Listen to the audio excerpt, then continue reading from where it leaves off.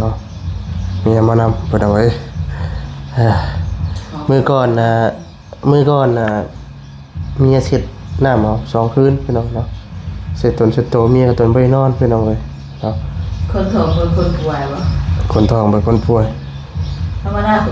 ดาคนปกติบนคนท้องเด้แม่นแต่ว่ามื้อนี้มันเมียเบิ่งผัวไปก่อนพี่น้องเนาะมาใส่น้ำเพื่อน้ำเกลือบ่ใส่ถุงนึงมันเป็นเวทเขามันเด็ดไข่ใช่ไหมเนาะไข่เวทหาวหนัก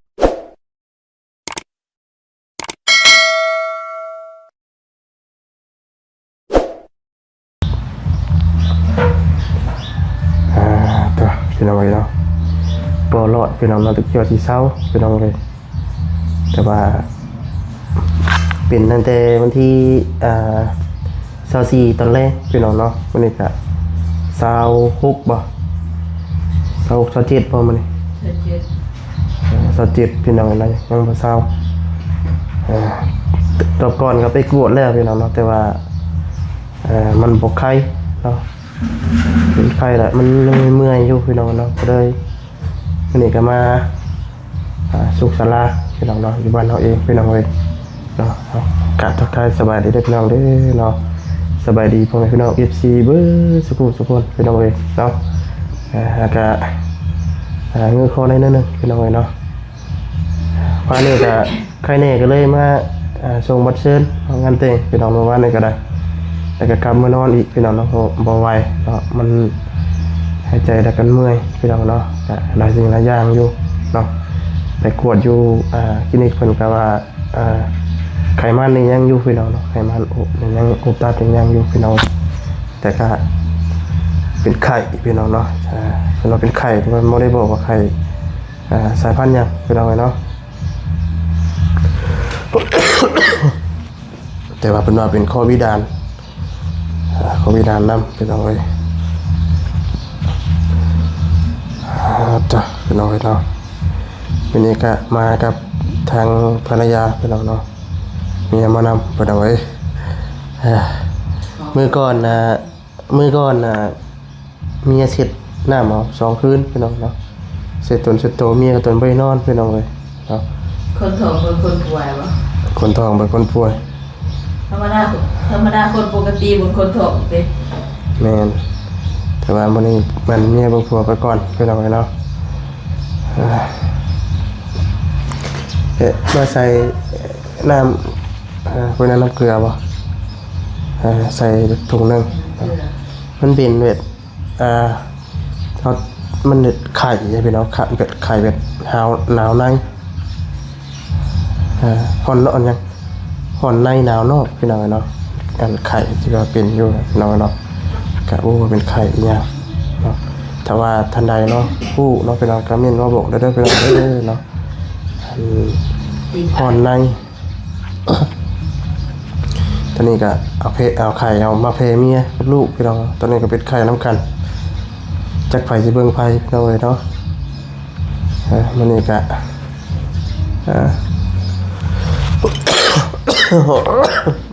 คนอยากนำไปดอกไม้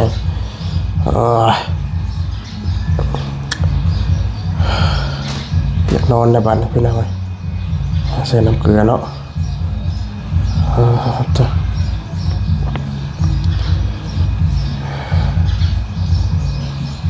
ก็บ่ได้ไปเวียดพี่น้องเนาะเพราะว่ารักษาเจ้าของก่อนพี่น้องเนาะผู้ใดดีเศร้าผู้ใดพี่น้องเนาะจะคิดได้ไปถ่ายคลิปก็ได้พี่น้องนี่ก็ฝากพ่อพี่น้องเป็นกำลังใจได้พี่น้องเด้อเนาะฝากกดไลค์กดแชร์กดติดตามเนาะเป็นกำลังใจให้แน่พี่น้องเนาะเห็นบอสดีบริโลคลิปมา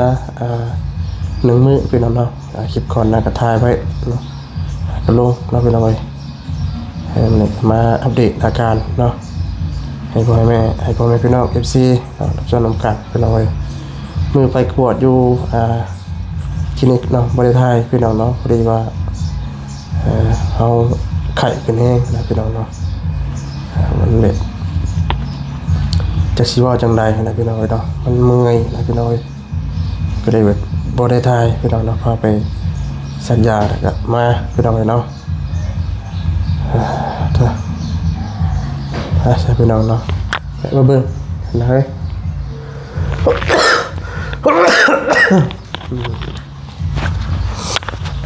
ถุงบักใหญ่เนาะน้ำเกลือ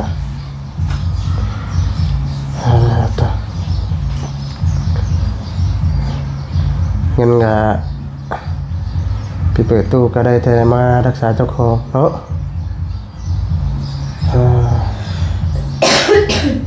แต่มาเป็นผัวเจ้าของพี่น้องเอ้ยเพราะว่าสิได้เนาะการที่เราบ่มีเงินเนี่ยโอ้ยากเลยพี่น้องเอ้ยเนาะจากให้ทงให้ทายไว้เนาะ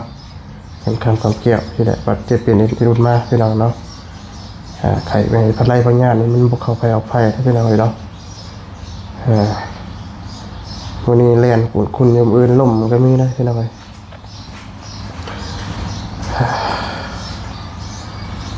เหตุงานรองกันร้ายพี่น้องเอ้ยตัว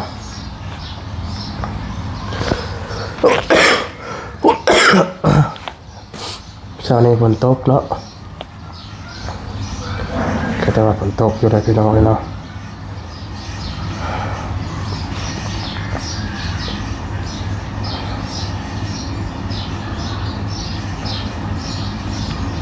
สาเหตุที่เอาเมื่อยนั่นแม่น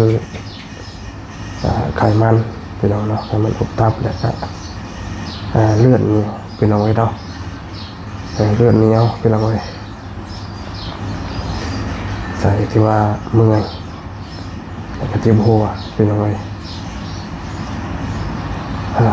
ต่อ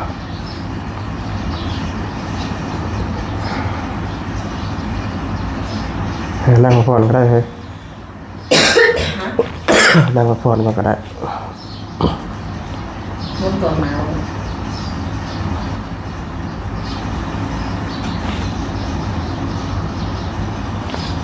ตั้งไว้เจพุ่นก็ได้เจพุ่นเป็นยานาทานมาบนเข็บป่ะ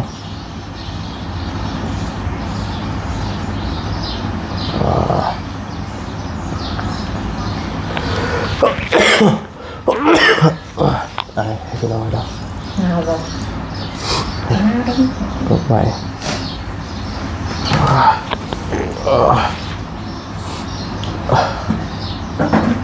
อยู่ที่ผาเนี่ย ผ่าเนี่ยหนาวป่ะหนาวอันนี้เสียพี่ตุ้ม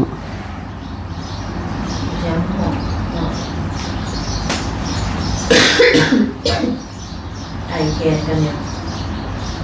ไข่เอาไข่มาติดเมียไปแล้วเนาะไข่มาติดเมีย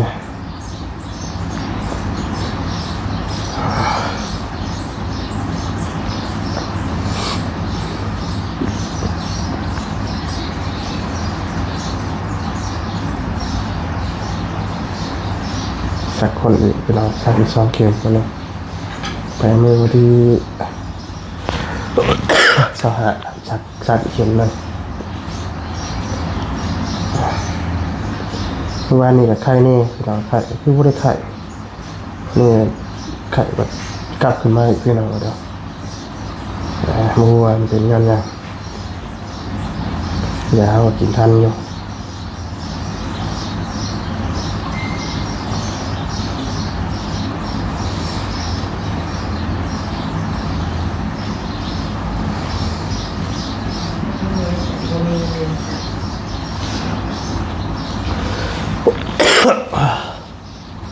เปิดฮอตสปอตไป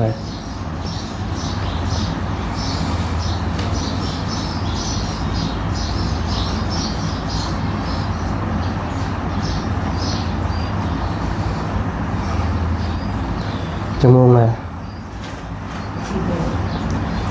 10 โมงบ่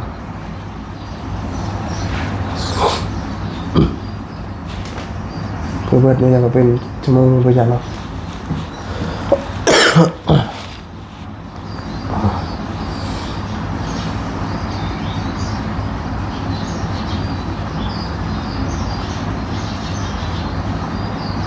เดี๋ยวเปิดกระดาษมา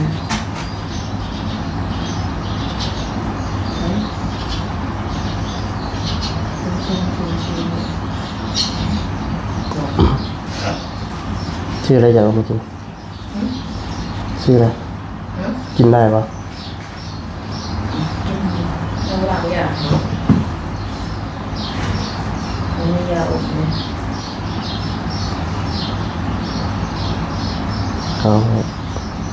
อารมณ์มาแต่ลูกชายกับเมียต่อไปเนาะ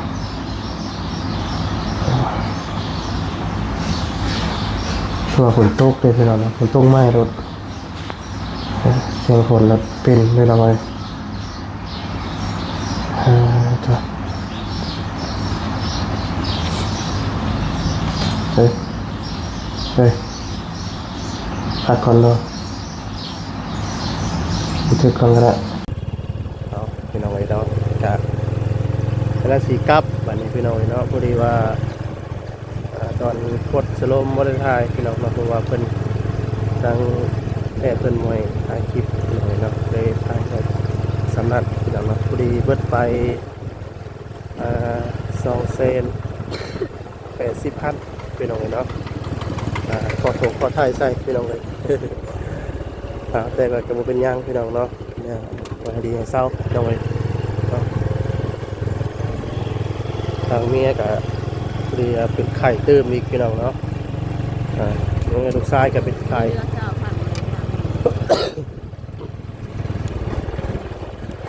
ชายกับไข่พี่น้องเลยโอ้ยเนาะพอปัญญามาหาลูกชายแล้วพี่น้องเลยติดไข่น้ำพอ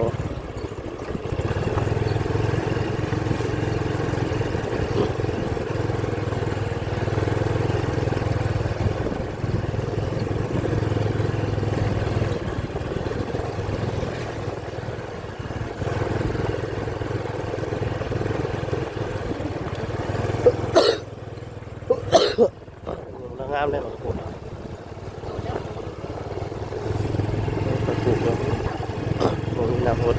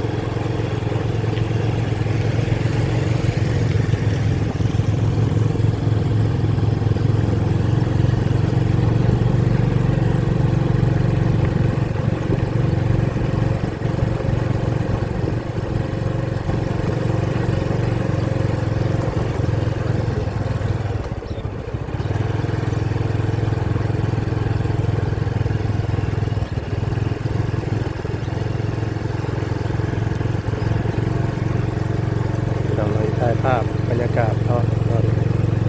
ทางเมื่อพี่น้องเลยมาตั้งแต่10 โมงพี่น้องเนาะตอนนี้ก็บ่ายอะไรก็บ่าย2บ่าย3แล้วพี่น้องถือว่าใส่เวลาพอสมควรอยู่พี่น้องเนาะ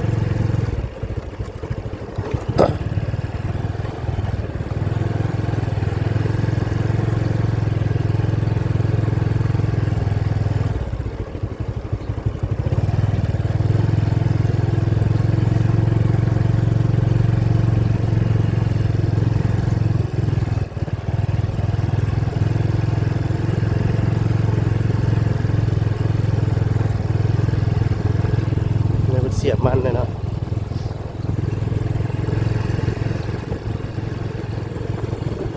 มันเป็นน้ำดินเด้ดินได้เลยนะปลูกได้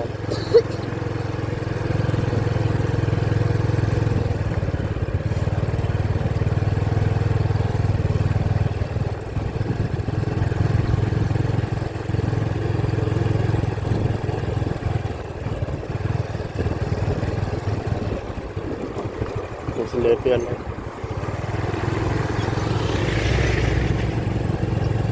ฝนตกเช้านี่ดีแต่ว่าควันเนาะตกพอบ่ให้ควันซื้อเนาะ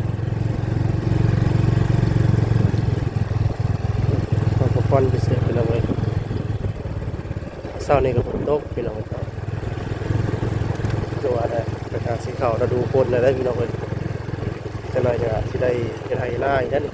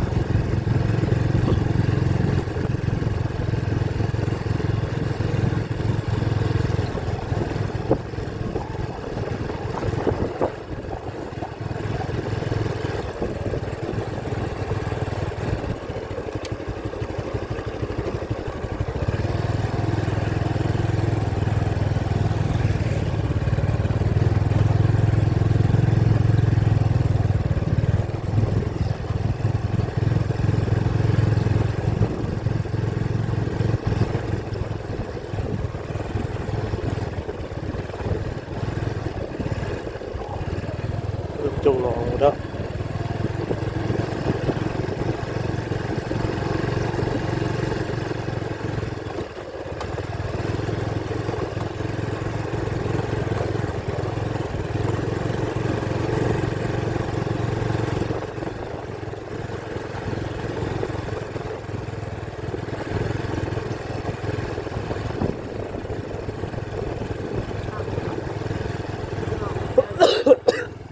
อ่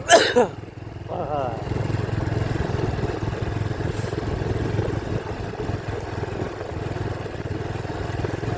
พี่น้องเนาะสำหรับคลิปนี้ก็ลาไปก่อนพี่น้องเนาะที่มาจากไหนพี่น้องทุกคนไปนะพี่น้องครับฝากกดไลค์กดแชร์